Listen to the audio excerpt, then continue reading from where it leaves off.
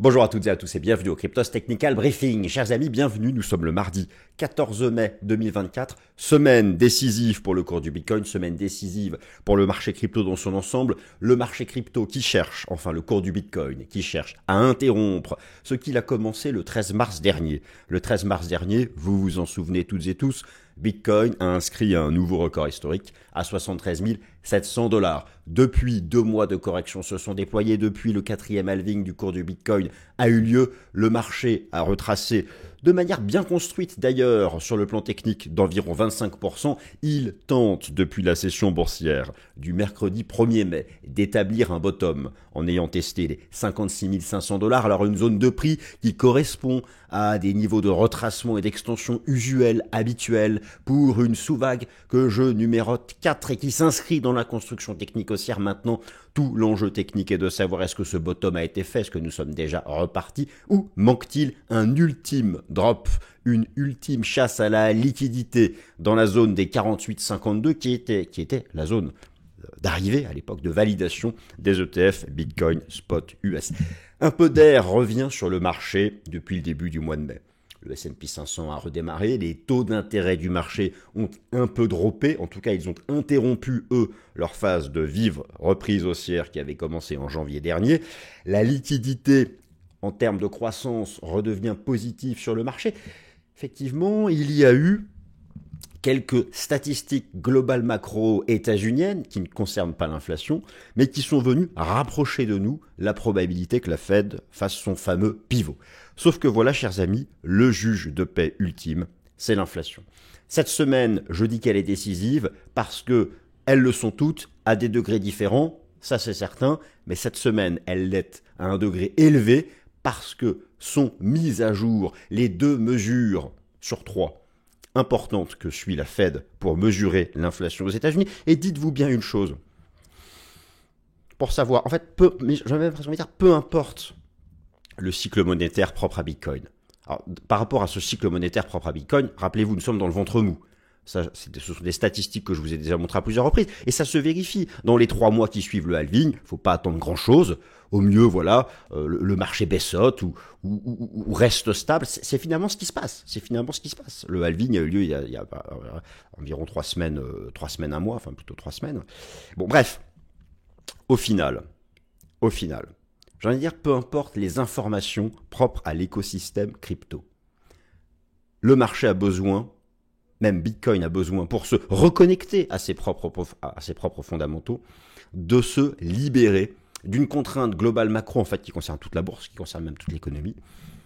Cette inflation aux États-Unis qui s'est mise en pause depuis le début de l'année, la désinflation US s'est mise en pause, et voilà, cette surchauffe de l'inflation, en fait, il faut éviter absolument le scénario d'une seconde vague d'inflation. Imaginez bien une chose, une seconde vague d'inflation aux States, alors que la politique monétaire est archi-restrictive, serait simplement l'illustration que la politique monétaire n'est plus efficace pour contrôler les prix. Et là, de toute façon, il n'y aura pas d'endroit où se cacher en bourse. Enfin si, à part le cash, les liquidités. Bon, donc, cette semaine, ce mardi, dès 14h30, et pour le coup, certains regardant la vidéo, les chiffres seront déjà tombés, vous avez la mise à jour du PPI, les prix sortis d'usine aux États-Unis. Alors, c'est sur les 3 indices d'inflation, PPI, CPI, PCE, le moins important, mais certaines composantes du PPI sont reprises dans le PCE, qui lui est l'indice d'inflation le plus suivi par la Fed. Et vous avez mercredi, et là c'est vraiment le temps fort, donc en gros, mercredi soir nous serons fixés. Ça veut dire, mercredi soir, entre le drop à 52 ou le pump à 70, nous serons fixés. Naturellement, si les chiffres sont complètement flats, ça va continuer d'osciller dans la zone actuelle. Mais le marché va faire son choix. En fait, on a besoin de voir quoi? Nous avons besoin de voir que ce que suggèrent les indicateurs avancés d'inflation se traduisent enfin dans la mesure officielle d'inflation. Ce fameux CPI, dont la composante immobilière reste encore tout en haut, alors que l'inflation immobilière en temps réel, lorsque vous reprenez là les nouveaux contrats de location, par exemple aux États-Unis, en delta annuel, c'est 0 l'inflation. Alors pourquoi c'est encore à 5,5 de l'indice officiel d'inflation? Parce qu'il y a du lag, parce que c'est une question de méthodologie, très bien. J'en dirai un petit mot rapide. Et l'inflation des services, qui, le mois dernier, a fait un petit tic à la hausse et qui reste beaucoup trop élevé. Nous avons besoin de voir cette inflation dite sous-jacente. essentiellement concentré sur immobilier et services, reprendre sa trajectoire baissière. Le consensus pour mercredi, il est à une reprise de la pente baissière de ces taux d'inflation sous-jacents. Il ne faut pas louper le coche. Il ne faut pas louper le coche. Si nous ne loupons pas le coche, décidément, eh bien Bitcoin se reconnectera à ses fondamentaux à lui qui sont bullish. En fait, c'est qu'une question de temps. Moi, comme vous savez, je vise 90 000 $ fin novembre. Maintenant, ce n'est qu'une question de temps. Est-ce qu'on s'y reconnecte là, maintenant? Est-ce qu'on a besoin d'attendre le courant de l'été pour voir les taux d'inflation sous-jacents reprendre leur tendance baissière? Bon, voilà, c'est un peu c'est l'enjeu. Donc, écoutez, on décortique tout ça, les amis. C'est parti, mon kiki. Je ne perds pas davantage de temps. N'oubliez pas Cryptos Research si vous souhaitez me rejoindre chaque matin pour parler Bitcoin et puis pour avoir des airdrops, des analyses on-chain et tout un tas de choses super intéressantes. Alors Bitcoin, il faut franchir une résistance pour relancer la vapeur. Alors effectivement, ça je vous en parle tous les jours sur Cryptos Research, chaque semaine dans la vidéo du mardi. Vous le savez, j'estime que Bitcoin est construit une vague qui vient consolider cette pente haussière. Alors, je la numérote 4. Je ne vous refais pas tout le débat que vous connaissez par cœur. Je suis sûr que vous pourriez finalement faire la vidéo à ma place. À savoir, est-ce que nous sommes simplement en train de retracer tout ce mouvement-là, faire une grande 4, ou simplement en train de retracer une partie ici de la hausse que moi j'estime être la numéro 3 de la grande 3. Dans tous les cas, le retracement depuis maintenant 2 mois a retracé 50%, vous avez ici donc le ratio de... En vert, j'ai mis les ratios de retracement de cette vague. En noir, vous avez ici la vague la plus profonde. Et en fait, c'est ça le débat. Et si vous voulez la réponse à tout ça, elle va avoir lieu en fonction des métriques de l'inflation US. Pour le moment, ici en données hebdomadaires, ici en données journalières, nous avons depuis le début du mois de mai une tentative de stabilisation au contact donc de ratios de retracement qui sont usuels pour une sous-vague 4.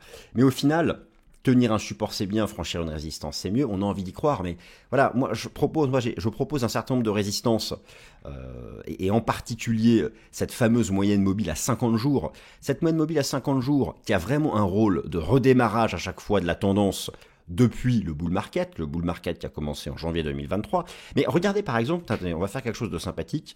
Nous allons revenir dans le passé, nous allons revenir ici en mai 2020. Alors à l'époque, c'était intéressant parce que nous avions eu le halving ici, nous avions eu le halving en mai 2020. Et le véritable pump, avait commencé 2 à 3 mois après le halving. Donc vous voyez que là nous sommes 3 semaines après le halving. Ce qui est intéressant à l'époque, c'est qu'on avait vraiment eu cette compression, nous avions eu cette congestion entre moyenne mobile exponentielle à 200 jours. Vous savez, les institutionnels regardent énormément ces moyennes mobiles à 200 jours, cette moyenne mobile à 200 jours, en exponentielle et en arithmétique, et pour définir la tendance de fond. Et dans l'histoire de Bitcoin, en fait, lorsque le halving avait lieu, on ne repassait jamais, ou pas durablement, sous cette moyenne mobile à 200 jours. Et nous avions eu donc une compression entre MM50 et MM200, et c'est bien le débordement à l'époque de MM50 qui avait redonné le top départ de la hausse. Et elle a vraiment un rôle, un rôle très efficace pour donner le start, pour redonner les points de départ, à chaque fois des impulsions. Et d'ailleurs dans les deux sens. Donc, là, c'est vraiment quelque chose que je surveille. Et donc, tenir un support, c'est bien, mais franchir une résistance, c'est mieux. Et effectivement, nous retrouvons ici cette compression MM50, EMA200, MM200. Mais nous la retrouvons aussi sur Ethereum. En fait, on la retrouve sur un certain nombre d'alts. D'ailleurs, certaines alts, parmi les plus fortes, elles sont déjà ressorties par le haut. Et désormais, elles font cette moyenne mobile à 50 jours, fait un nouveau support. Bon, je vais parler dans un instant d'Ethereum. Donc, nous sommes actuellement dans cette phase de compression. Sur le plan fractal, nous restons dans les standards pour le moment. À partir du moment où le marché préserve les 60 000, 61 000 $, en fait, cette zone ici pivot, que je détaille ici en intraday, c'est cette énorme zone en fait ici. C'est cette zone, les 60 800 $. C'était le prix d'ailleurs dont je vous avais parlé, dont je vous parle chaque jour et dont je vous avais aussi parlé mardi dernier. Moi j'estime que tant qu'on préserve cette frontière ici, les 60 800 $, il y a encore la possibilité que le marché ait établi son bottom ici lors de la session du 1er mai et qui cherche à repartir. Mais au final, voilà, la décision, de toute façon, la décision, ici, va être faite, j'ai mis un T n'importe où, va être faite en fonction de cette mise à jour de l'inflation US. Je vais vous montrer dans un instant exactement, parce que lorsque les chiffres vont être publiés, alors aujourd'hui, mardi, c'est le PPI, mais limite, on s'en fout un peu. Mercredi, c'est le CPI. Il faut savoir quoi regarder. Chers amis, avant d'attaquer l'analyse technique du cours du Bitcoin, vous avez été la semaine dernière super curieux au sujet de l'application des blocs dont je vous ai parlé. Les questions ont fusé. Alors, laissez-moi vous réexpliquer les choses de manière simple. Des blocs, c'est un compte courant qui fonctionne la main dans la main avec un portefeuille crypto. Un compte courant archi-classique comme vous retrouvez chez les néobanques, avec des blocs, d'ailleurs, il est régulé par l'AMF et la Banque de France. Vous avez votre propre IBAN, vous avez une carte de paiement, vous pouvez faire des virements. Jusque-là, tout va bien.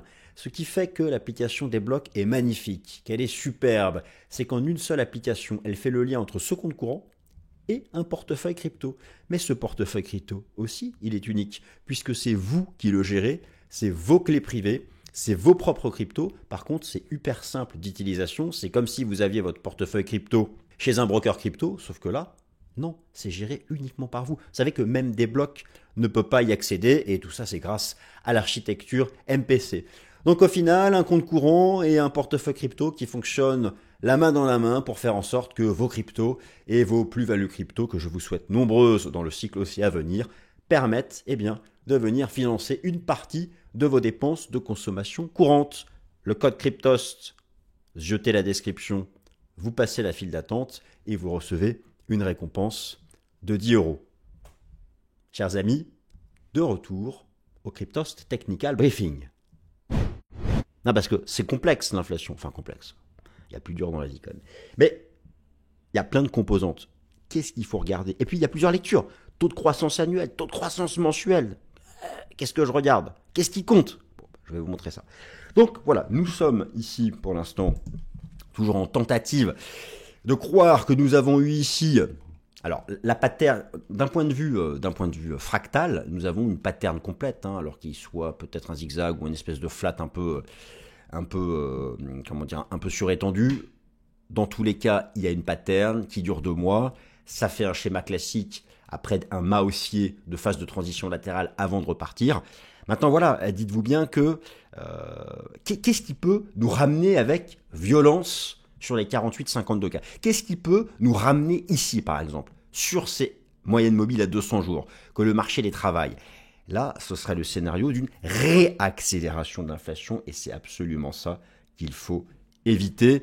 Alors, il y a quand même quelques éléments. Alors, naturellement, tenir un support, c'est bien, franchir une résistance, c'est mieux.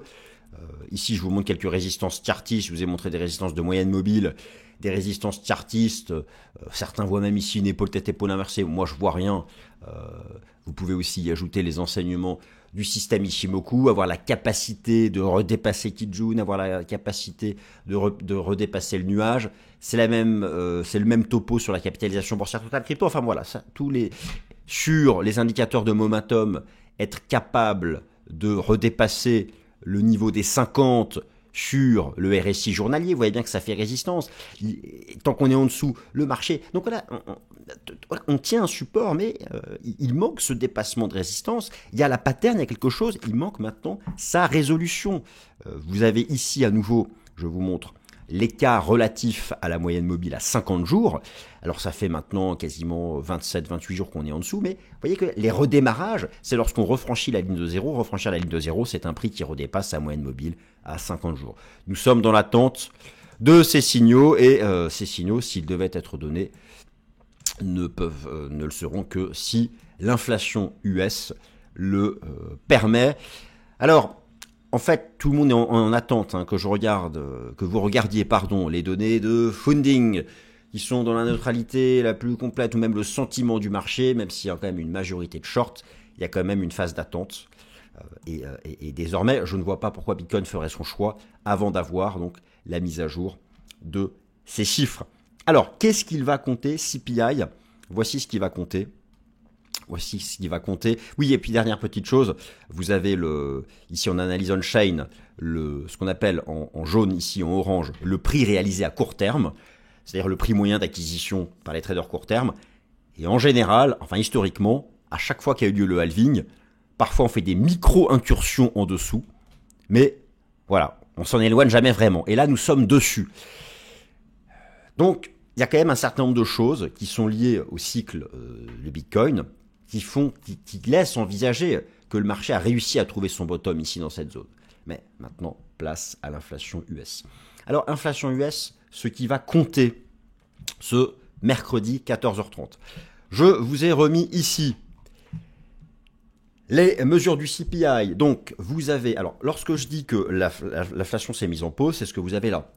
Vous le constatez comme moi, vous avez une mise à plat de l'inflation core et de l'inflation nominale.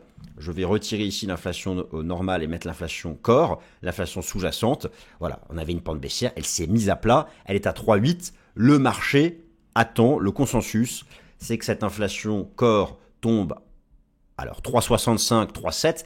Il faut absolument que ce soit inférieur à 3,8. Il ne faut pas louper le coche. Ça, c'est en rythme annuel. Et en rythme mensuel, il faut que cette inflation sous-jacente soit au maximum à 0,30. Ici, vous avez le taux d'inflation mensuel sous-jacent aux États-Unis selon le CPI.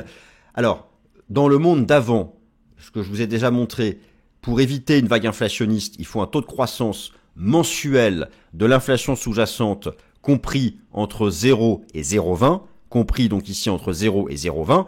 C'est ce qu'on avait réussi à retrouver en fin d'année dernière, mais manque de peau, depuis le début de l'année, voilà, on a repumpé, et ces lectures ici à 0,39, 0,35 et 0,35 sont trop hautes. Il ne faut pas dépasser 0,30 lors de la mise à jour de mercredi.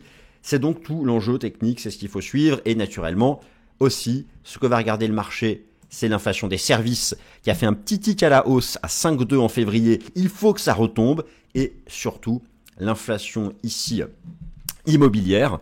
L'inflation immobilière, elle, alors qui est encore tout en haut à 5,7. Alors, elle est encore tout en haut à 5,7, mais là aussi, il y a débat parce que c'est l'indice d'inflation officiel. Mais lorsque vous regardez la véritable inflation en temps réel aux États-Unis, ici, c'est la courbe. Là, vous avez l'inflation immobilière officielle. Et là, vous avez la vraie inflation en temps réel. Des nouveaux contrats de loc, c'est déjà revenu à zéro. Donc, on sait que tôt ou tard, ça va écraser la courbe. Mais dans combien de temps? Il y a plus ou moins un lag de 6 mois. Ça fait partie des éléments qui sont scrutés. Et en fait, cette histoire d'inflation, vous allez dire que je vous saoule avec ça. Mais je veux dire, Bitcoin n'est pas un hedge contre l'inflation. Bitcoin, le gold peut-être. Les stars de la tech US, oui. Mais Bitcoin a besoin pour réengager sa tendance haussière de voir la désinflation US reprendre. Ça, c'est majeur. Voilà, chers amis, donc nous sommes dans l'attente de ces éléments-là. La réponse, il y aura un monde d'avant et un monde d'après. J'exagère toujours un peu, j'en fais un peu trop, je vous l'accorde. Mais vous allez voir, ça va être important. Et mercredi soir, nous aurons la réponse parce que mercredi soir, il faudra regarder l'impact sur les taux d'intérêt du marché, l'impact sur les anticipations de politique monétaire de la Fed, les taux d'intérêt du marché qui, eux, rebaissent un peu depuis le début du mois de mai, mais qui n'ont pas encore cassé de support majeur. C'est ça que le marché a envie de voir, et c'est ça qu'il va falloir suivre. Et je pense que la clôture de mercredi soir va vraiment permettre de fixer ce que fera le BTC d'ici la fin du mois de mai et de répondre à cette question, est-ce que le bottom a été trouvé à 56 500 ou est-ce qu'il faut chasser encore un peu plus bas? Voilà, c'est ce qu'il faut désormais attendre et la plupart des jetons attendent ça. Alors, certains, pour d'autres, ça commence à être un peu chaud. Je reprends le cas d'Ethereum. On est vraiment au bout du bout de ce qui peut être encore dans les cordes d'une vague 4. Je vous ai remis ici ETH-USD en échelle arithmétique en données hebdomadaires, où le retracement est assez profond, mais tant qu'on n'enfonce pas le sommet de la 1, ça va encore. Le RSI Hebdo est revenu sur 50. Vous avez ici, cette fois-ci, là je vous ai mis ici cette belle ligne de tendance. Et regardez cette compression MM50, EMA200, MM200. C'est archi standard. Donc là aussi, pour Ethereum, il n'y a plus vraiment le choix. On est dans une zone de support, il ne faut pas enfoncer ça. Briser cette zone, ça deviendrait compliqué. D'un point de vue technique, ça c'est une zone d'achat d'un point de vue technique. Ça se tente, on a envie d'y aller. Bon, mais voilà, si pump il doit y avoir, cela ne peut être autorisé que par l'inflation US.